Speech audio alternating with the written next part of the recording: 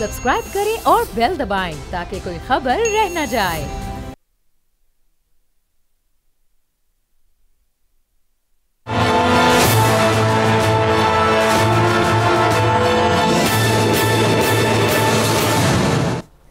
अस्सलाम वालेकुम, आप देख रहे हैं प्रोग्राम तज्जिया। मैं हूं अरबाब जहांगीर। पाकिस्तान के आज 2 सूबों में दहशत गर्दी की कार्रवाई हुई और इंतहाई बड़े लेवल पर यह कार्रवाई की गई, चूँकि बहुत बड़ा जानी नुकसान इस सिलसिले में उठाना पड़ा। जितनी मजम्मत इन वाक़यात की जाए वो कम है। बलूचिस्तान के ज़िला मस्तूंग में ये कार्रवाई हुई, जहाँ पर खुदकुश हमला हुआ और इस हमले में अभी तक जो इत्तलात मौसूल हुई हैं 53 के करीब लोग अपनी जानों से जा चुके हैं, जबकि दर्जनों की तादाद में लोग इसमें ज़ख्मी भी हुए हैं। गुज़िश्ता कुछ अरसे से हम देख रहे हैं कि इस तरह के वाक़यात पैदर पे पेश आ रहे हैं। बलूचिस्तान में भी हर माह तकरीबन एक इस तरह का वाक़या पेश आ रहा है। किसी में दहशत गर्दों को ये कामयाबी मिलती है और किसी में उन्हें नाकामी का मुंह देखना पड़ता है। और फिर खैबर पख्तूनख्वा में भी इस तरह का एक वाक़या हुआ, जहाँ पर एक के बाद दीगरे 2 धमाके किए गए और वहाँ पर हंगू में दुआबा के मकाम पर एक मस्जिद को निशाना बनाया गया और वहाँ भी 5 लोग अपनी जान से गए, जबकि मुतादिद अफराद वहाँ भी ज़ख्मी। उसके हवाले से एक इब्तदाई रिपोर्ट भी तैयार कर ली गई है कि किस तरह से ये पूरा वाक़या हुआ। बलूचिस्तान के वाक़े में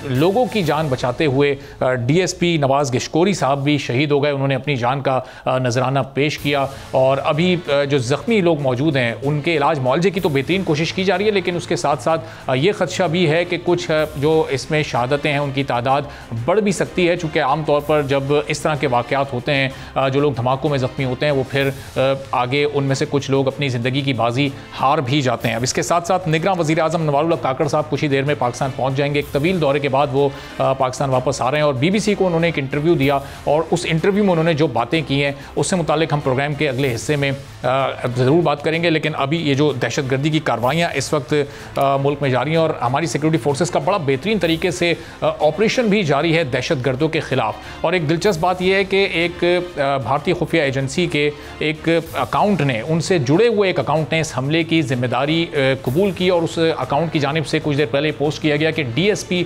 फॉर DSP। अब कुछ अर्से पहले उड़ी सेक्टर में जो इंडिया का उड़ी सेक्टर, वहाँ पर एक फॉल्स फ्लैग ऑपरेशन हुआ था और उसमें एक इंडियन DSP की जान गई थी। तो क्या ये एक पैगाम दिया गया कि हमने जवाबी ये कार्रवाई की है? इस पूरी सूरत हाल पर गुफ्तगू करते हैं। मुफ्ती किफ़ायतुल्लाह साहब जमीयत उलमा इस्लाम से हमारे साथ मौजूद हैं। ब्रिगेडियर रिटायर्ड मसूद साहब सीनियर दिफाई तज्जियाकार हैं, हमें ज्वाइन कर चुके हैं। जबकि अमजद शाह साहब साबिक चेयरमैन पाकिस्तान बार काउंसिल के, उनसे भी गुफ्तगू करेंगे। ब्रिगेडियर रिटायर्ड साहब, ज़रा मसूद खान साहब आपकी तरफ में पहले ज़रा ये आऊँगा, जो आज की ये 2 कार्रवाइयाँ हुई हैं इंतहाई अफसोसनाक, जितनी इसकी मजम्मत की जाए कम, बड़ी तादाद में जानों का भी नुकसान हुआ। ये एक क्यों इस तरह के वाक़यात फिर से कुछ अरसे से ये शुरू हो गए हैं? क्या वजूहात आपकी समझ आ रही हैं? मैसेज है वो जो रॉ एफिलेटेड अकाउंट है वहाँ से भी मैसेज आया है।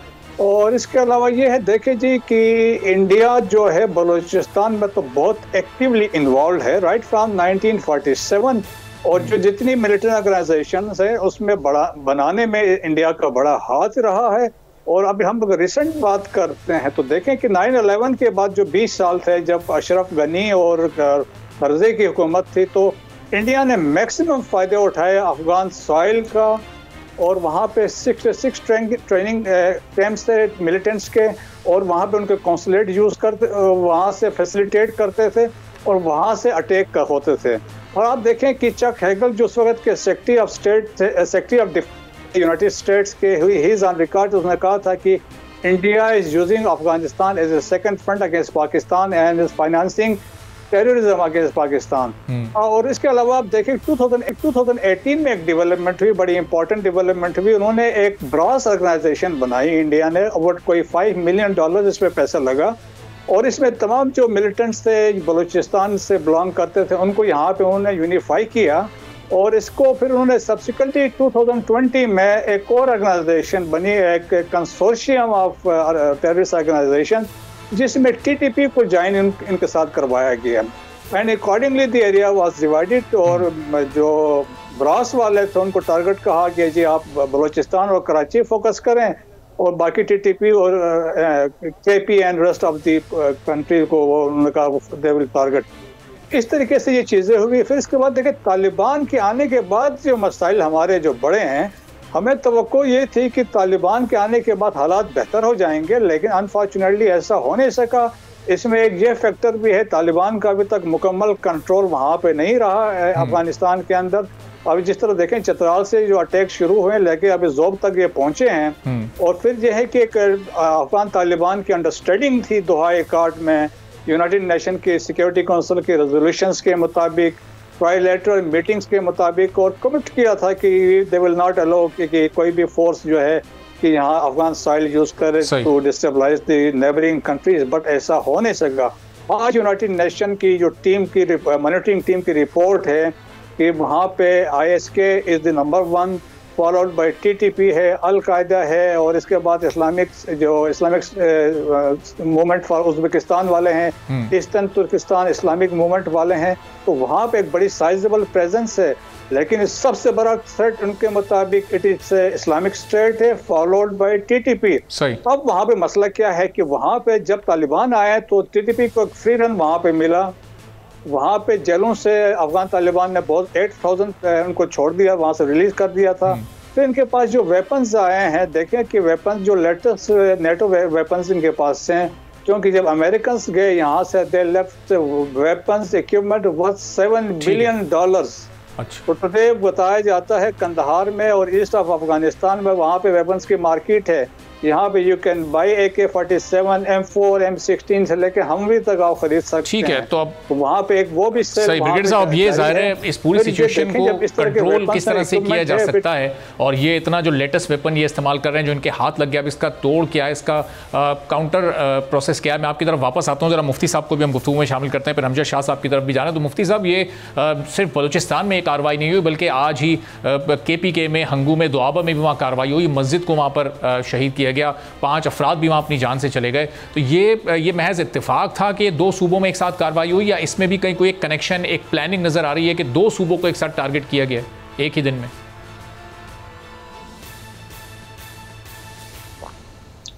बिस्मिल्लाहिर्रहमानिर्रहीम।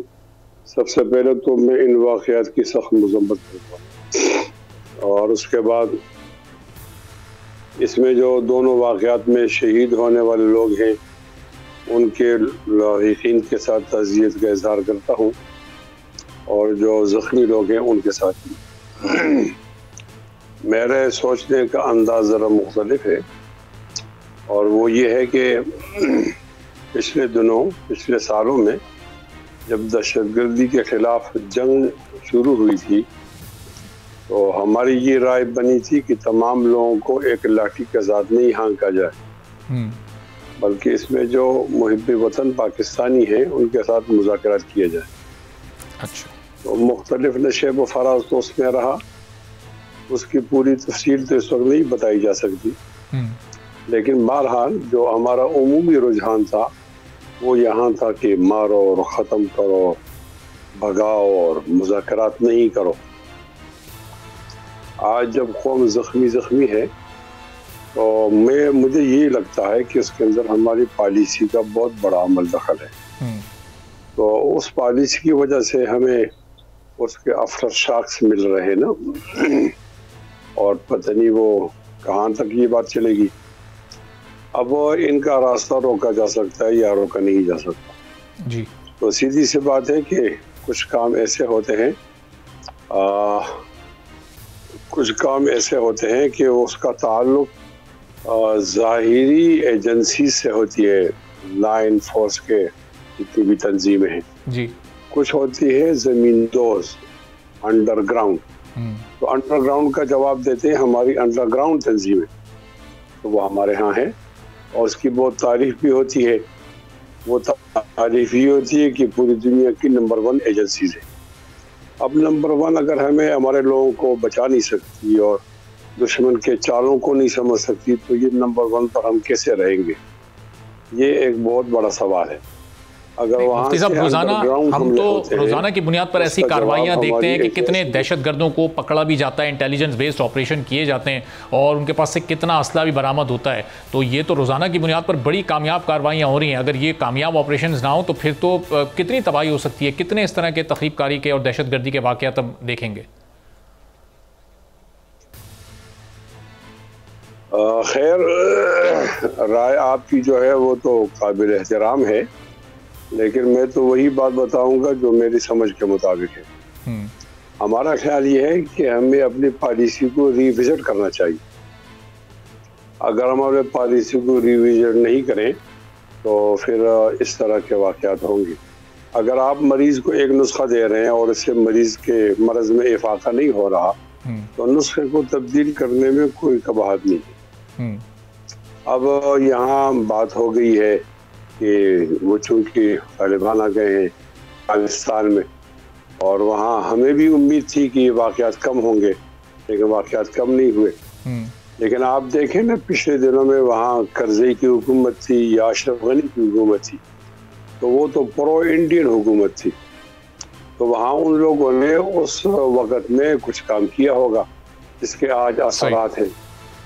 और अब बिलफर्ज तकदीर हम इन तालिबान से उनको नाराज़ करें तो फिर तो हमें मशरकी सरहद के साथ साथ मगरबी सरहद भी हमारी गैर महफूज हो जाएगी। ठीक है, मैं कतन ये नहीं कहता कि बेजा रियायत दी जाए, लेकिन मैं ये कहता हूँ कि एक माहौल है, हमें भी उसका सामना है, अफगानिस्तान के तालिबान को भी। तो हम और वो मिलकर इस दहशतगर्दी पर काबू पाएं और इस तरह किसी नतीजे को पहुंचे, बजाय इसके कि हम स्कोरिंग करें, उन पे इल्ज़ाम डालें, वो हम पे इल्ज़ाम डालें।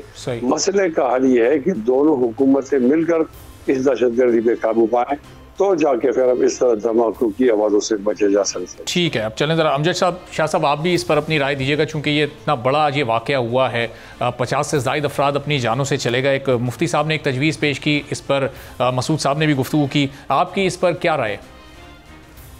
ये दहशतगर्दी हम तकरीबन 1979 के बाद से देख रहे हैं, ये तो 40-50 साल हो गए और हमेशा इस पर पॉलिसीज़ बनाई गई, लेकिन बदनसीबी से उन पॉलिसीज़ पे अमल दरामद नहीं हो सका। इसके लिए दो किस्म की पॉलिसीज़ थी, एक शॉर्ट टर्म और एक लॉन्ग टर्म, और हमारी तमाम पॉलिसीज़ मुकम्मल तौर पे नाकाम रही।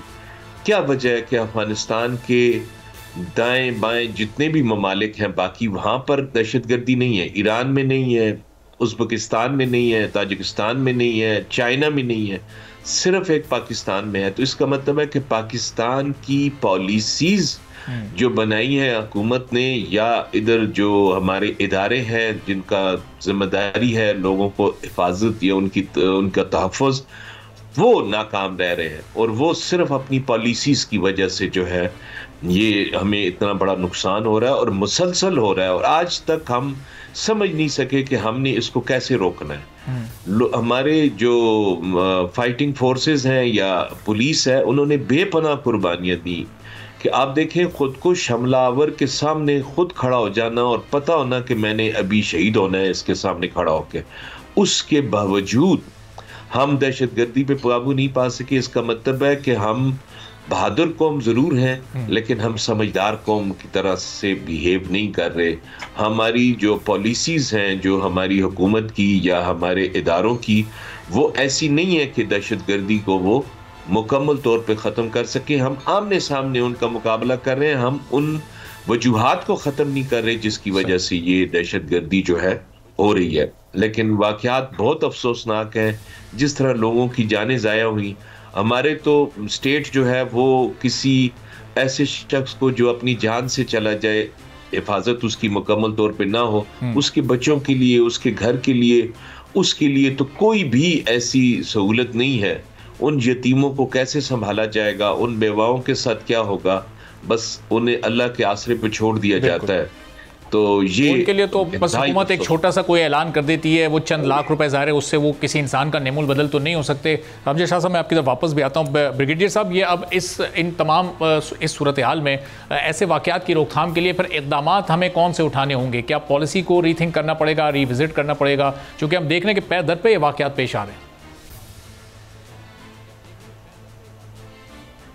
जी हाँ, देखें, पॉलिसी तो ऑलरेडी मेरे ख्याल में इस गवर्नमेंट, इस चीफ के आर्मी स्टाफ के आने के बाद पॉलिसी चेंज हुई है, और इसमें एक वाज़े मौक़िफ़ और वाज़े बयान चीफ ने 2 दफ़ा दे चुके हैं। स्पेशली जब ज़ोब पे हुआ था, ज़ोब कैंट पे, तो वहाँ पे जाके चीफ ने वहाँ पे एक मैसेज कन्वे करवाया था। और फिर मैं जब एल्डर्स से बात की पेशावर में, उन्होंने उस वक्त भी अपना एक मैसेज कन्वे किया था कि हम एहसान कर रहे हैं, हमने आपको एकोमोडेट किया। देखिए, अफगान रेफ्यूजी पिछले 4 डेकेड से यहाँ पे हैं, वो यहाँ पे रह रहे हैं, और रेफ्यूजीज़ के अलावा, इसके अलावा 4 मिलियन के करीब यहाँ पे लोग हैं। लेकिन इसके बावजूद मसला क्या है? अब मसला ये है कि अफगान सॉइल यूज हो रही है और हमारी डिमांड ये है कि जी आप इन लोगों को वहां पर रोकें। तो अभी इसमें देखें कि टीटीपी वाले चतराल में भी पहुंच गए, एसवाइल फाटा में भी कर रहे हैं, जोब में भी अभी उन्होंने हमले किए शुरू किए। सेकंड किया, जोब कैंट में पहले अटैक किया था, अब इसके बाद जोब अभी बॉर्डर पे हमला हुआ है। हमारी तो यही डिमांड है। अगर देखें इंटरनेशनल कम्युनिटी इसको इग्नोर करेगी, अभी देखें कि रीजन में तो मसले हैं। ईरान में भी अभी 2 दिन पहले की खबर है 30 लोकेशंस पे ISK ने वहाँ पे एक्सप्लोसिव लगाया था, उन्होंने उसको डिटेक्ट किया, बंदे पकड़े। अच्छा, जो ईरानियन बलूचिस्तान में वहाँ पे इश्यूज हैं, उज़्बेकिस्तान में इश्यूज है, क्योंकि उज़्बेकिस्तान की जो बेसिक मिलिट्री ऑर्गेनाइजेशन है वो अफगानिस्तान में है। ताजिकिस्तान के जो मिलिटेंट्स है वो यहाँ पे, क्योंकि अब थाउजेंड्स के करीब जो ISK के लोग हैं वो नॉर्थ अफगानिस्तान में उनके गैदरिंग है। ब्रिगेडियर साहब, ये पॉइंट आपका आ गया सही कि यहाँ पर जरा ब्रेक लेना है। ब्रेक के बाद जब वापस आते हैं तो अब केयर टेकर प्राइम मिनिस्टर का जो एक इंटरव्यू है BBC को, उसमें उन्होंने बड़ी दिलचस्प इस वक्त मौजूदा सियासी सूरत हाल के हवाले से बातें की हैं। वो क्या बातें की हैं उन्होंने और आगे हालात किस तरफ जा रहे हैं, एक ब्रेक के बाद मजीद बात करेंगे।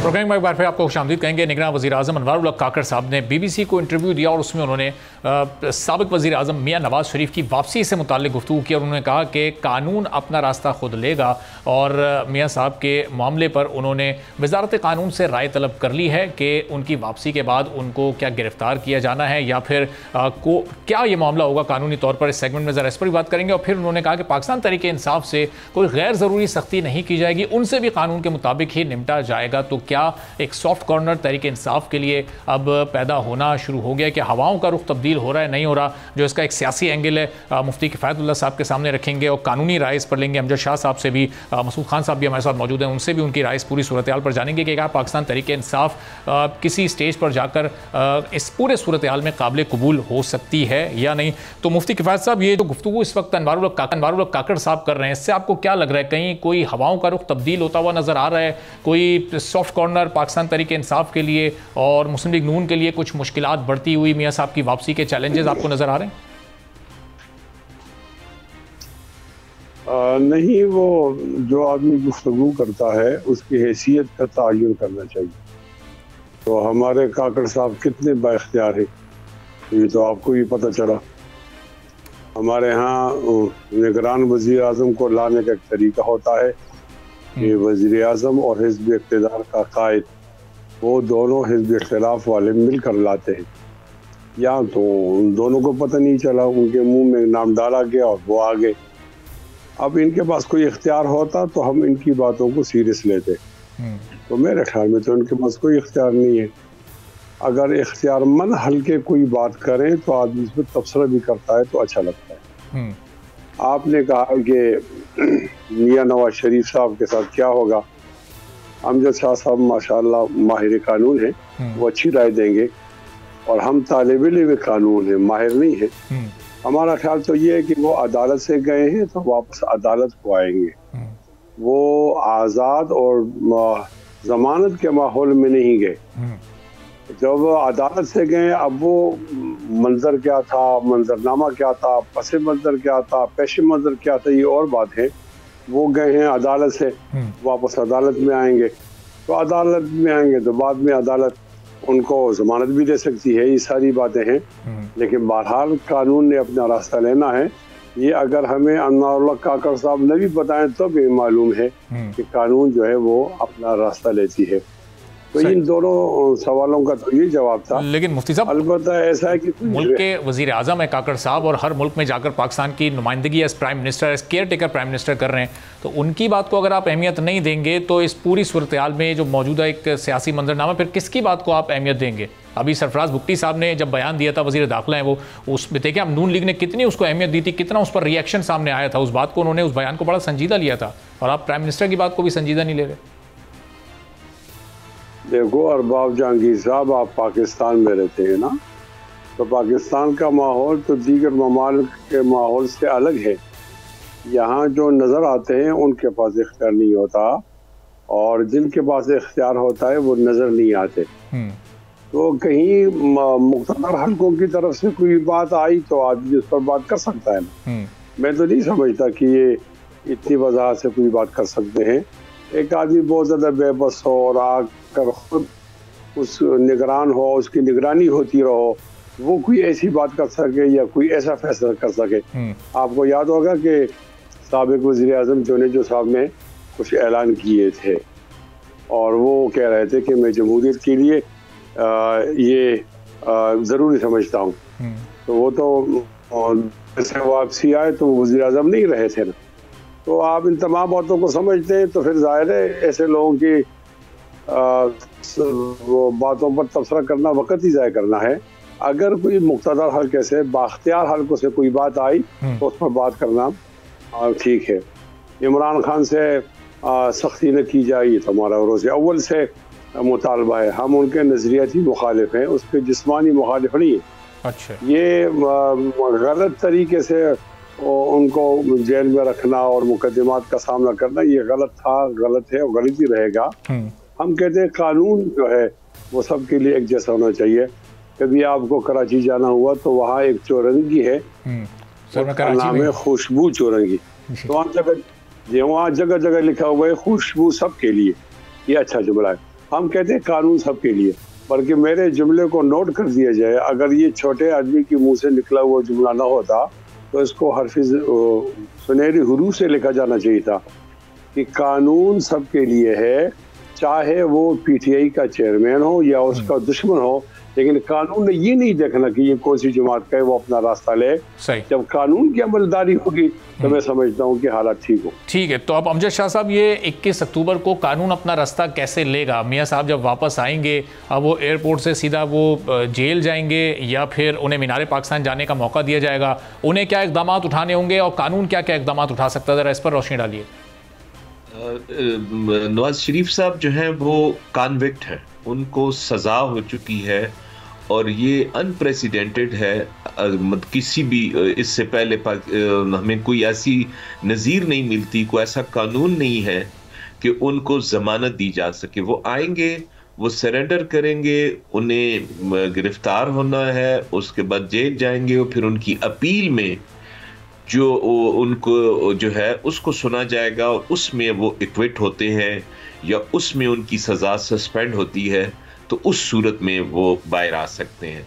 अदरवाइज जो किसी को अगर सज़ा हो जाए तो सज़ा होने के बाद बेल का या प्रोटेक्टेड बेल का कोई ऐसा कानून नहीं है।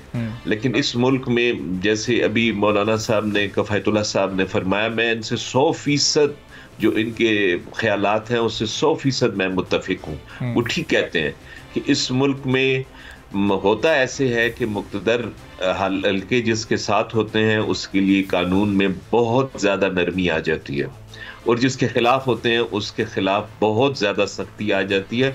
मौलाना कफ़ायतुल्लाह साहब ने तो पिछले दौर में इंतहाई सख्ती बर्दाश्त की थी। मतलब इन जैसा इंसान जितने इतनी कुर्बानियाँ दी हूँ, उनकी राय का मैं ज़ाती तौर पे इसलिए एहतराम करता हूँ कि ये वो लोग हैं जो जेन्युइन किस्म के लोग हैं, जो बात करते हैं उस पर अमल भी करते हैं, उसके लिए जेल भी जाते हैं, उसके लिए कुर्बानी भी देते हैं। सही। तो आपका आ गया। अब जरा मैं इस पर आपके भी आता हूँ। शैला रजा साहब पाकिस्तान पीपल्स पार्टी की सीनियर रहनुमा में ज्वाइन कर चुकी हैं। तो शैला साहबा, ये काकड़ साहब ने जो BBC को इंटरव्यू दिया उसमें आप वो कह रहे हैं कि हम कोई सख्ती नहीं करने जा रहे, पाकिस्तान तहरीक इंसाफ इलेक्शन लड़े, और मियाँ साहब के मुतालिक वो गुफ्तगू कर रहे हैं कि जी कानून अपना रास्ता लेगा। और अब ऐसा लग रहा है कि जैसे इस निगरान हुकूमत की वापसी में मियाँ साहब की वापसी एक मुश्किल हो सकती है। तो ये क्या सिचुएशन आप अगले 1 माह में देख रही है मियाँ साहब की वापसी और इमरान खान साहब की सियासत को लेकर? अच्छा, देखिए, मैंने भी उसको देखा है। उसमें दोनों के मामलात अदालत में, ना तक हुकूमत है उसका काम है कि जो अदालती फैसले हैं उनकी इम्प्लीमेंटेशन जो है वो करे, उसमें मदद करे। तो जो मियाँ साहब का मामला है, जितना मैंने माहिर क़वानीन को सुना और वो सब यही कहते हैं कि जो मियाँ साहब का केस है उसमें उनको जो है पहले उनको ज़मानत लेनी पड़ेगी, क्योंकि जो एवन फील्ड का और एक अजीजिया का, अल अजीजिया वाला केस है, वो तो कोई वो नहीं है, लेकिन जो एक और केस है उसमें उनको जो है जमानत लेनी पड़ेगी। अब जमानत के लिए तो इंसान को खुद ही जाना पड़ता है।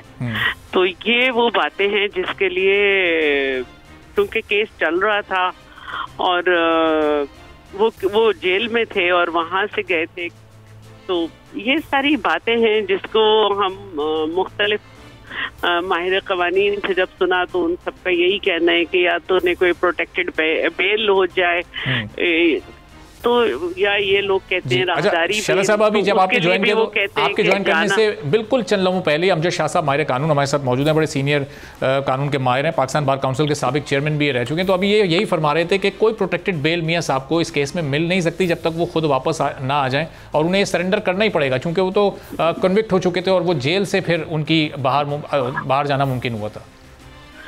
देखिए, मैं यही कह रही हूँ, मैंने कानून को सिर्फ काफ अलिफ का नून व नू और नून साकिन ऐसे पढ़ा है। तो मैं तो आप इस पर अपनी सियासी राय दे दें। पाकिस्तान तहरीक इंसाफ के चेयरमैन से मुतालिक उन्होंने सियासी राय तो पीटीआई अगले इलेक्शन में होनी चाहिए या नहीं होनी चाहिए? राय तो यही है कि जब ये बात बनती है कि उनको जेल जाना पड़ेगा, तो फिर इसका मतलब है कि वो कैंपेन भी नहीं चला सकते। दूसरी तरफ नून लीग जो है वो ये कहती है कि अब हमारा बयानिया जो है वो 2 अल्फाज है और वो है नवाज शरीफ, और वो यही कहते हैं कि जी नवाज शरीफ आएंगे फिर वो कैंपेन करेंगे, लेकिन जो हालात हैं वो ये बता रहे हैं कि वो कैंपेन नहीं कर सकेंगे।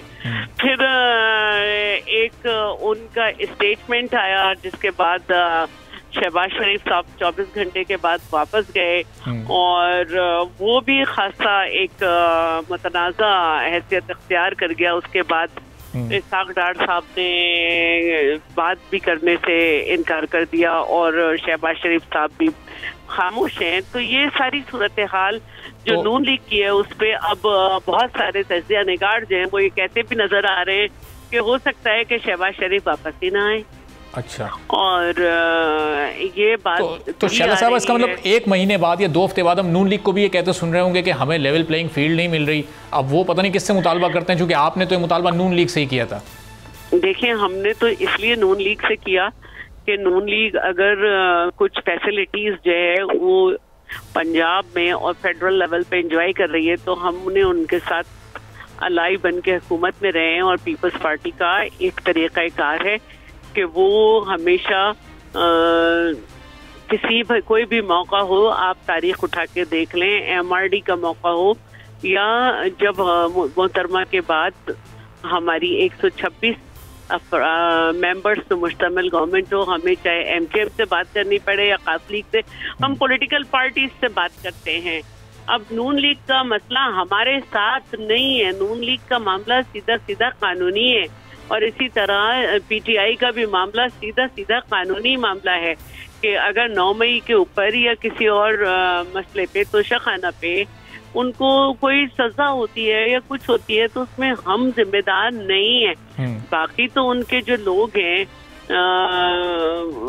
वो तो असेंबली भी नहीं आते। जो एक असेंबली आए थे ड्यूरिंग बजट सेशन, वो आते रहे थे। सही, चले भी तो मामलात में हम कुछ बिल्कुल। अब ये साइफर केस जो है इस वक्त PTI पर और इसके साथ साथ जो 9 मई वाला वाक़या, वो तो बड़ी दोनों इंपॉर्टेंट है। शैला साहब साथ ही रहिएगा ज़रा। मसूद साहब, तो ये अब इन दोनों केसेस को अगर हम सामने रखें और फिर वज़ीर आज़म के हम बयानात देखें, तो क्या आने वाले दिनों में PTI के साथ कोई नरमी वाला रवैया हो सकता है? क्या इलेक्शन में उनको भी बिल्कुल उसी तरह आज़ादी से लड़ने की इजाज़त होगी कैंपेन की, जिस तरह बाकी तमाम सियासी जमातें अपना इलेक्शन लड़ेंगी?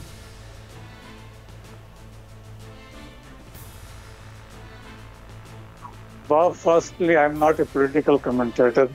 मेरा ख्याल में I do not qualify to make comments on political matters. लेकिन ये है कि जो कुछ हो आईन पाकिस्तान के मुताबिक हो, पाकिस्तान के बेहतरीन मफाद में हो। आपके पास अच्छा पैनल है, मुफ्ती साहब हैं, शाह साहब है, शैला रजा साहिब है। मेरा ख्याल में दे आर अप्रोप्रिएट, इस पर सही कमेंट कर सकते हैं जी। लेकिन ज़ाहिर है मसूद साहब, अब ये जो 9 मई का वाक़या हुआ, जो साइफर वाला इशू हुआ, और जो आपकी एक्सपर्टीज़ है वो उनसे काफ़ी करीब हैं, और वो इस तरह के मामलात हैं कि उसमें डायरेक्टली रियासत को चैलेंज किया पाकिस्तान तहरीक इंसाफ ने, तो उस पर तो आप बहरहाल एक अपनी राय दे सकते हैं। नहीं, उसमें तो कोई शक नहीं है, उसमें तो कोई शक नहीं। जो 9 मई वाला हुआ वो तो बिल्कुल एक पाकिस्तान में मतलब तारीख में पहले दफा ऐसा हुआ, तो उसमें तो कोई कंप्रोमाइज नहीं है। उसमें देखें ना, जो पाकिस्तान आर्मी जिसको हमने सेंटर ऑफ ग्रेविटी कहा तो उस पर अटैक हुआ और पाकिस्तान आर्मी अक्रॉस पाकिस्तान हुआ और इसमें हमारे शोधा की तजलील की गई है और कोर कमांडर के घर गए हैं और दूसरे इंस्टॉलेशंस पे हमला हुआ। तो मतलब उसमें तो देयर इज नो एक्सक्यूज। और साइफर वाला देखें, साइफर वाला भी एक बड़ा सीरियस इश्यू है और इसमें ऑलरेडी डिफरेंट अभी कोर्ट ऑफ लॉ में है, तो उसमें मेरे ख्याल में कमेंट करना मुश्किल है। लेकिन ये है कि 9 मई वाला खैर उस पर तो कोई कंप्रोमाइज नहीं हो सकता है, that is a serious issue. और इसी पे ऑलरेडी मेरे ख्याल में जो लॉ है वो अपना it will take on course और हम तवक्को करते हैं कि जो लोग इसमें इन्वॉल्व हैं उसमें यकीनन उनको सजाएं जरूर होनी चाहिए। और मसूद साहब ये भी फरमाइएगा कि ये सज़ाएं होनी चाहिए, ये कब तक होनी चाहिए, कितनी मुद्दत तक? चूँकि ज़ाहिर इलेक्शन होने में अब कोई 4 माह का अरसा रह गया है और उसके बाद फिर ये तमाम सियासी जमातों को जाना है इलेक्शन में, तो उस वक्त तक इन केसेस का फैसला हो जाना चाहिए कि पिक्चर क्लियर हो जाए कि पाकिस्तान तहरीक इंसाफ की लीडरशिप इलेक्शन में जा सकती है या नहीं जा सकती। मुझे हाँ देखें, अभी तो ये मिलिट्री कोर्ट्स बन रही थी ताकि ये टाइमली डिसीजन हो, क्योंकि उसमें फिर मिलिट्री कोर्ट्स जब बनती है तो उसमें टाइम नहीं लगता है और उसमें गिवन टाइम में उन्हें डिसीजन देना था। लेकिन अनफॉर्चुनेटली वो कोर्ट में वो चले गए हैं। इस पर डिसीजन होगा तो मेरे ख्याल में फिर इसमें कोई और इसमें तो एविडेंस भी है और सारा कुछ है, तो इसमें मसला नहीं आएगा। तो लेट्स सी, अगर कोर्ट की तरफ से डिसीजन आता है और मिलिट्री कोर्ट्स के फेवर में आता है तो इसमें टाइम फिर बिल्कुल नहीं लगेगा। इट डिपेंड्स ऑन की जो सिविल में जो जुडिशरी है इसको कैसे लेती है।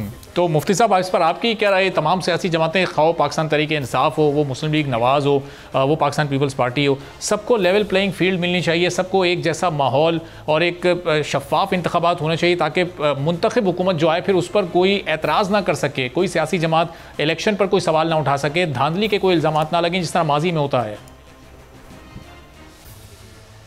मेरी बिल्कुल ईमानदाराना राय है कि निगरानों की निगरानी करनी पड़ेगी। इनके कॉल और फेल से कोई ऐसा लफ्ज़ सामने ना आए, कोई अमल सामने ना आए जिससे ये लगे कि ये लोग जानबदार हैं। और तमाम सियासी जमातों जिन लोगों के जेब में पाकिस्तान का शनाख्ती कार्ड है, उनको आइन ये मौका फराहम करता है तो वे इलेक्शन में हिस्सा लें और वो तमाम हुकूक उनके बहाल हों और किसी तरह भी उन पर पाबंदी ना है। अगर हम किसी की मुखालिफत करते हैं तो दलाइल की बुनियाद पर करते हैं, हमारी नज़रियाती या सियासी मुखालिफत होती है और हमारी कतन कोई जिस्मानी और दुश्मनी नहीं होती।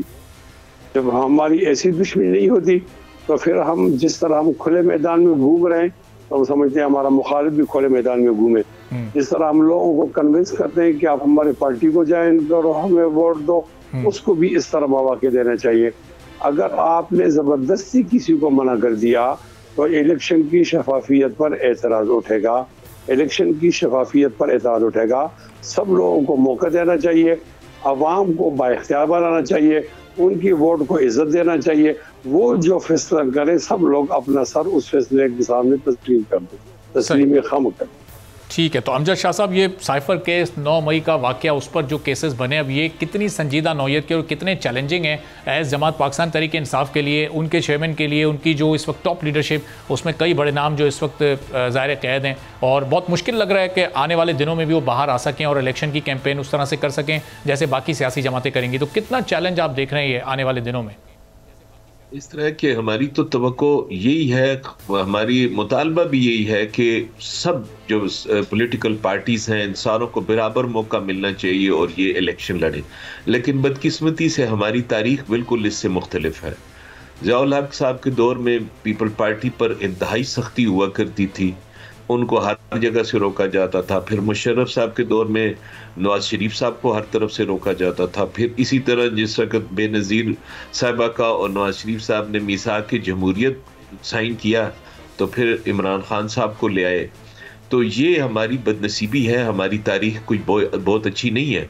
अभी भी अगर हम देखें तो हमें महसूस होता है कि तहरीक इंसाफ को शायद वैसे खुला मैदान नहीं मिलेगा और जो उनके खिलाफ केसेस हैं वो यकीनन अदालतों में चलेंगे तो उस पर तो टाइम लगेगा, लेकिन अगर हम ये समझें कि उनको आसानी से पूरी ईमानदारी से उन्हें मौका मिलेगा इलेक्शन में आने का, तो मैं नहीं समझता, हमारी तारीख जो सामने हम अगर रख के देखें तो उसको तहरीक इंसाफ को वो मौका नहीं मिलेगा जो इस वक्त पीपल पार्टी या नवाज शरीफ साहब की हुकूमत को मिलेगा। लेकिन अमजद शाह साहब, अभी जाहिर है कि नून लीग के लिए भी बड़ी मुश्किल है कैंपेन करना मियां साहब के बगैर। अगर ये चले जाते हैं और उनको बेल नहीं मिल पाती, चूँकि इस वक्त हालात से तो कुछ ऐसे ही लग रहा है, और पीपल्स पार्टी तो पहले ये कह रही है कि उनके लिए लेवल प्लेइंग फील्ड है ही नहीं, नून लीग को फैसिलिटेट किया जा रहा है, और नून लीग वाले खुद अपने लिए ऐसा लग रहा है मुश्किल खड़ी कर रहे हैं अपने बयानिए से। मेरा नहीं ख्याल कि नवाज शरीफ साहब को वापस आके को मसाइल होंगे। यकीनन उनकी अगर अपील लग जाती है तो वो उसमें उनकी एक्विटल यकीनी है। वो उनके खिलाफ जो केसेस जिसमें उनको सजा हुई है, वो केस को ऐसा नहीं है कि जिस हम कह सकें कि उसकी इतनी मजबूत एविडेंस है कि उनके खिलाफ वो केस रह सके। नवाज शरीफ साहब को मेरा नहीं ख्याल कोई मसला, वो इस कैंपेन में मेरा ख्याल है कि अपनी पार्टी की कैंपेन करेंगे। अच्छा, इस केस के हवाले से कोई मतलब देखें, उसकी एविडेंस रिकॉर्ड हुई है, उनकी अपील लगी है, और जिस दिन अपील लगेगी वो 1 नहीं तो 2 दिनों में फैसला हो जाएगा। बेसिक तो जो ट्रायल होता है टाइम उस पे लगता है, जिस तरह भी साइफर केस है या 9 मई का केस है या तोशा खाना का केस, उन एविडेंस रिकॉर्ड होने पे टाइम लगता है। ठीक है, तो उनके केसेस में टाइम लगेगा। ठीक है, चलें, पॉइंट आपका आगे। हम शैला साहब, ये पाकिस्तान तहरीक इंसाफ को भी उसी तरह लेवल प्लेइंग फील्ड मिलनी चाहिए जिस तरह पीपल्स पार्टी डिमांड कर रही है, चूंकि अमजद शाह साहब की गुफ्तगू से लग रहा है कि मियां साहब के लिए तो आगे कोई मुश्किल ऐसी है नहीं, तो उनके लिए तो एक फील्ड अवेलेबल होगी। देखिए, तहरीक इंसाफ के ऊपर तो मसला नहीं है, अभी तक जो है वो कोई ऐसी बात सामने नहीं आई है कि उनके ऊपर कोई पाबंदी हो रही है या उनके वो लोग जो जेल से बाहर हैं वो कोई कैंपेन नहीं चला सकते, ऐसी कोई चीज़ नहीं है। असल बात यह है कि जो उनके लोग बाहर हैं, जो उनके MPA थे, MNA थे, मिनिस्टर थे, उनकी ऑर्गेनाइजेशन थी, वो उन्हें छोड़ चुके हैं। पहले उन्होंने कहा कि हम सियासत छोड़ रहे हैं, फिर उसके बाद या तो वो तहरीक इस्तेकाम पार्टी में चले गए या फिर ये कि वो घर बैठ गए। तो ये बात सारी ये है कि उनको किसी ने मना नहीं किया है काम अपनी पार्टी में काम करने के लिए और अपनी पार्टी के साथ जुड़े रहने से। सही, ठीक है। और ये अब जो लेवल प्लेइंग फील्ड का आपका मुतालबा है, ये अभी भी नून लीग से ही है और इस मुतालबे पर आप लोग कायम है अभी भी? बिल्कुल, हम बार बार एक ही बात कर रहे हैं। एक तो ये कि हमारे साथ के पॉलिटिकल पार्टीज जो हैं वो इलेक्शन का शेड्यूल मांगे, और दूसरी बात ये है कि जिस तरह पंजाब में जो है ये एक ऑर्डिनेंस लाके यूनियन कमेटीज बनाई जा रही हैं, ये ख़त्म किया जाए, और जिस तरह वहाँ पर डेवलपमेंट बजट नहीं रोके गए, सिंध के डेवलपमेंट बजट ना रोके जाएं। सही। और इसके अलावा कुछ ऐसे नाम भी शामिल हैं जिनकी वजह से इलेक्शन कमीशन तक ने जो है ना उस पर इतराज़ किया। उनके खास 6-7 लोग जो हैं वो फेडरल गवर्नमेंट और पंजाब गवर्नमेंट में मौजूद हैं। ठीक है, बहुत शुक्रिया शैला रज़ा साहिबा, मुफ्ती किफ़ायतुल्लाह साहब, अमजद शाह साहब और ब्रिगेडियर रिटायर्ड मसूद खान साहब हमारे साथ मौजूद थे। तमाम मौजूद मेहमानों का बहुत शुक्रिया। आज के प्रोग्राम से इजाज़त दीजिए, अल्लाह।